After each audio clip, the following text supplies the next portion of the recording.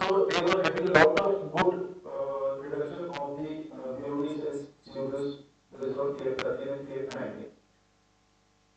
But when they did the HPLC of the pure melanoidin, so this is the HPLC what that we could observe of the pure melanoidin. And once we treated it with the KF13 and post KF13 we did, you can see that the main thing it is being degraded and now it is being broken down into some other compound. So we are in process of analyzing this new compound that you can see here. Now here it is there is no peak at the where melanoidin had the peak. Now a new peak has come, which must be the new compound. So we are studying whether this is more toxic than melatonin. It should not be, and that's what we are trying to study at this stage of time. So, so what are the challenges? One of the important challenges that we are having is to multiply or to take this complete results into the 40 or 50,000 anaerobic digesters. So there we are working with the help of the distillery industries. One of the industries will kind enough to provide us their site for to study of it, and we will be studying in the next research project that we have submitted to the UPT. We will be studying and trying to scale up these things. The second aspect I would like to highlight is where the fungi is playing an important role in the poultry waste. Poultry waste is a huge waste that is generated, and where inputs are required from our side. Poultry droppings are there, fatty straw, we waste triatomyces and fungal mycelia. You see, poultry waste is a waste which is presently wasted, but now industries are being using this waste as an source of income also to make it as a circular economy. So this waste is high in ammonia, the poultry waste. So we are utilizing this fungal mycelia, especially the Pleurotus one. We have seen the Pleurotus oyster mushroom that is reducing the ammonia into making the nitrogen level to the nitrate and nitrites, and which can be useful for the plant. And then it can be used for the things. So based on the industrial project, we are trying to we have tried to grow the fungal mycelia mixed with the poultry waste, incubate it into that protein waste, and see whether it can be reduced. So this glucose is able to reduce this ammonia into nitrate and nitrate and bringing the CN ratio up to 12%, so which is useful for this thing. So in this way now the poultry waste is now the industry is not only dumping it, they are utilizing it for the as a poultry waste. So again, the waste is not a waste; it is becoming a source of income for the industry. And now they are in packaging and they are utilizing in their own unit also, as well as they are selling it as a product. Where else these fungi can play an important role to bring the circular economy and sustainable development? First, presently most of the stubbers in Indian locations till now were being burned and it was creating a lot of problems. In international news also, you must have listened that there are a lot of problems of pollution during the winter season when the stubble burning is going on of paddies, kind of thing, and even in the around March area for wheat. So now this agriculture waste, instead of burning, we are utilizing it for the micro packaging, utilizing it for partial digestion by fungal enzymes. We are using and making an animal feed. People are using for growing mushrooms, as well as people are going for making the biofertilizers. So thermocol is a big problem. We know there is no mechanism where it can be recycled or kind of thing. It's a waste kind of thing. So we are trying to replace this thermocol with the micro packaging. How we are doing it, I'll let you show you in my coming slides that these are the micro packaging materials that can be generated. Either it can be used for preparation of the glass bottles, packaging of the glass bottles, even electronic items. Lot of electronic items like computer, laptops, TV screens are now being packed with the help of this micro packaging material instead of going with the styrofoams and the thermocols.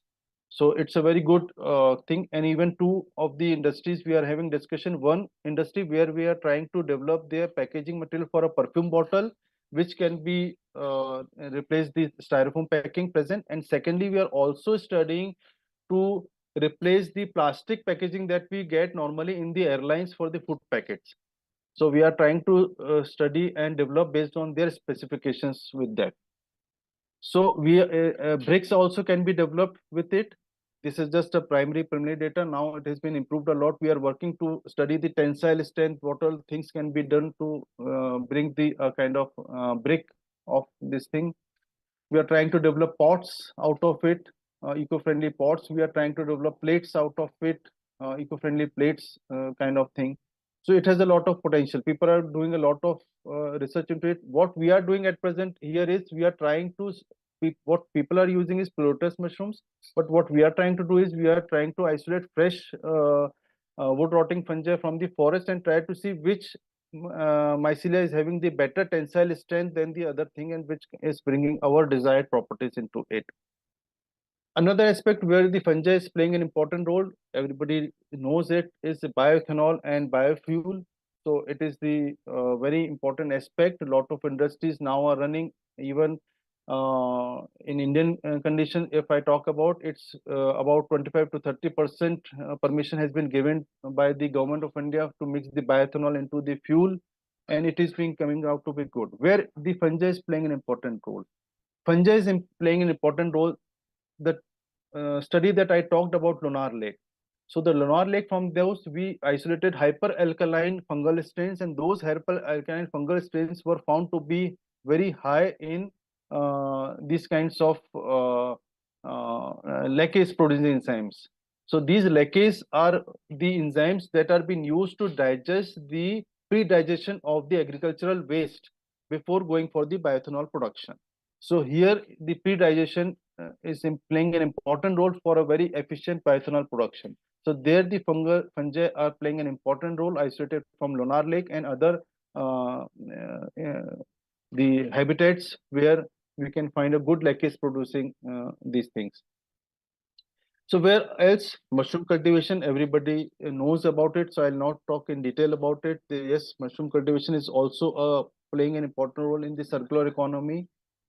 Yes, perfumes, definitely. We know that the perfumes are being made out of the various places, but now we are trying to develop perfumes. One of my collaborating industry, they are preparing perfumes from the cucumber, fruit like garlic, raspberry. But now we are trying to develop this uh, perfumes from the fragrance from the mushrooms.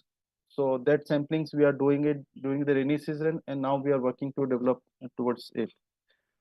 Yeah, this is a very important aspect, that is the paper. As well as here I want to show two things. One is you can see paper. Yes, lot of paper can be prepared from the mushrooms, and second, in the middle you can see various colors, natural colors that can be prepared from the mushrooms. So these are nothing but wood rotting fungi. Still I am not covering the fresh mushrooms, the colored mushrooms, that blue, red, purple mushrooms. These are only wood rotting fungi, and they are producing so many different kinds of colors which can be used for coloring, natural colors. These are the papers that can be found. Even we have developed a few papers using this Dedalia mushroom, which we have collected. And we are now working to find the different properties to qualify any paper. There are different properties: tensile strength, its folding capacity, its ink absorption. So we are now working to develop this thing. And the color change that you're seeing, this is through the natural addition of the natural flower extract colors. So every complete thing that we are trying to do, if it is successful, then yes, we know that mushroom cultivation can be done in a very small space, and then it can replace some of the natural papers that can be done. So the role of fungi in circular economy is huge, because mycelia can be used to degrade and make different kind of composite fibers and everything to use the agricultural waste. So what is circular economy? That any product that is being prepared and waste generated through that has to be reutilized for some meaningful thing, and no waste is left. So in that sense, fungi is playing an important role. If I talk about the applications of fungi, it's unending. Biofertilizer, biopesticides, tofu, soya sauce, composting, cheese making, it's unending. But there are some unusual applications of fungi also that people are trying to study and important roles. Here you can see one of the pilot study that Paul Stamets had shared in his blog. that this is the there was lot of landslides happening in the road which he used to cover. Then here they what they did was they spreaded the Plutus grown wheat straw, and they spread it in that area, all the area that spread it this thing. And what they observed that slowly the mycelia and different mushrooms mycelia they grow, and they did the micro binding. We are not realizing the role of the mycelia as a micro binding in the hilly sites. We are only observing on the above diversity. We are not focusing on the below ground diversity, which is also playing an important role to bind the soil and prevent the landslides and prevent the soil erosions. So here Paul Smets had shown very nicely that once they were spread this thing, they did it, and then there were a lot of kind of prevention in the soil erosions. And this matting that they called, that to the edge of the roads creates a filtration interface and find a binding to the soil. So this is kinds of a lot of unusual experiments people are also doing. So I vouch for that there are key roles of fungi in the circular economy. And as Mayor et al. Has clearly said, that fungi have been used in various industries, in whether it is energy, agriculture, automobiles, transport, pharma, lot of role is there, but they have an important role in the sustainable development. So sustainable develop to achieve the sustainable development goals, we'll have a lot. Fungi has a lot of roles to play. So what are the key roles? It can be waste bioconversion, it can be nutrient cycling, it can be bio-based materials, it can be bioremediation of the pollutant removal, it can be protein or food alternative feeds. People are also developing the vegetarian meat also through the mycoproteins also. You must have seen that they're making veg meat out of it. So a lot of roles fungi can play. So to conclude this portion of the talk, I conclude that the fungi play an important role in biodegradation and bioremediation. They produce a lot of enzymes, and other fungi and other microbes can provide solutions to many man-made problems, especially prevention of the environment problems, and help in the sustainable development of the society. Why it is important? Because we all know that we are facing a situation which is called as a climate change, which is a very important threat.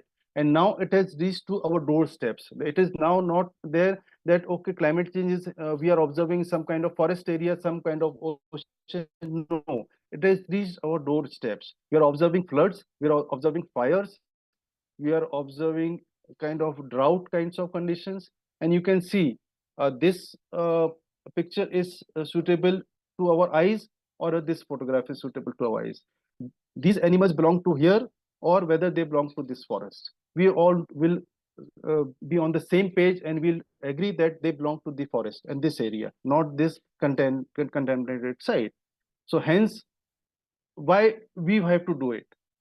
Our DNA combines to 98% with the gorillas, but still we have more intelligence than gorillas. So gorillas do not have the they do not have the role to play. We have the role to play to protect this planet.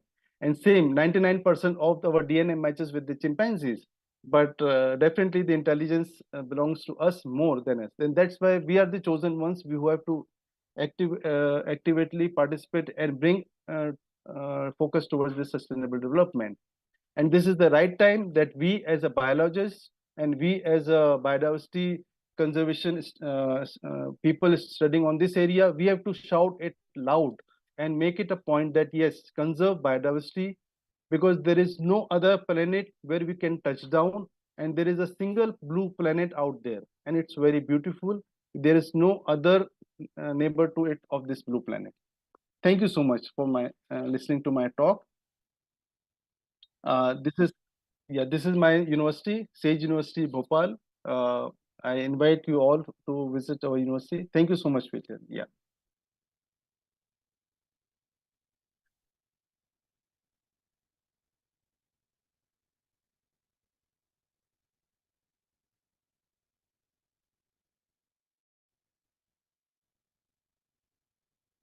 Yeah. Yeah. Yeah.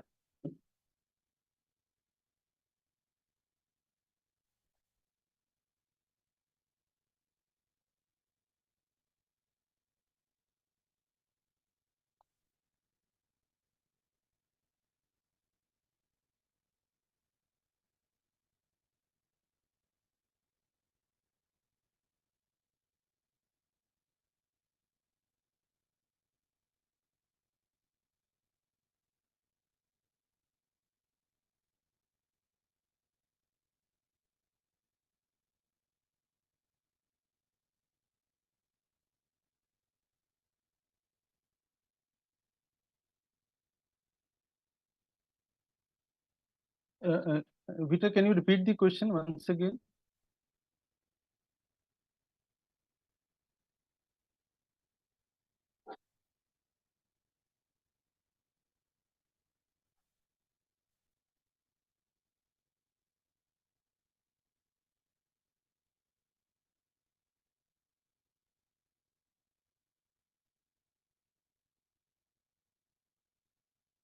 That we have to definitely check it. That we have to go through check it, because definitely the if it is with the mechanism of leakage, because this mechanism leakage has been there, because these strains are producing leakage, and the leakage is involved in the declaration of the melatonin.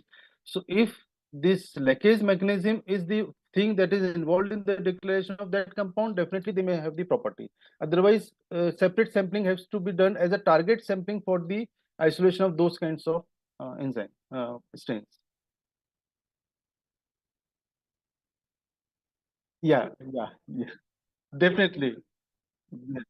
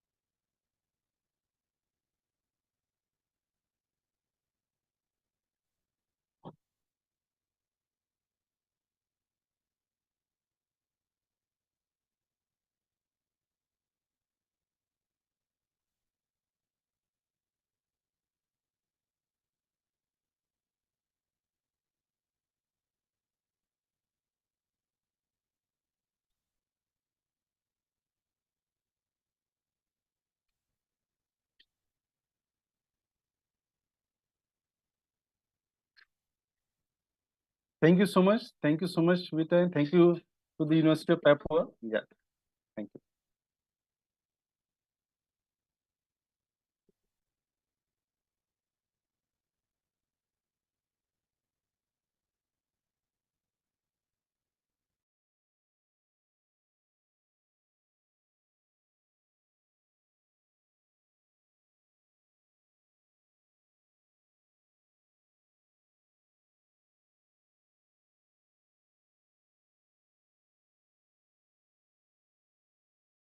Okay. Okay. Thank you very much.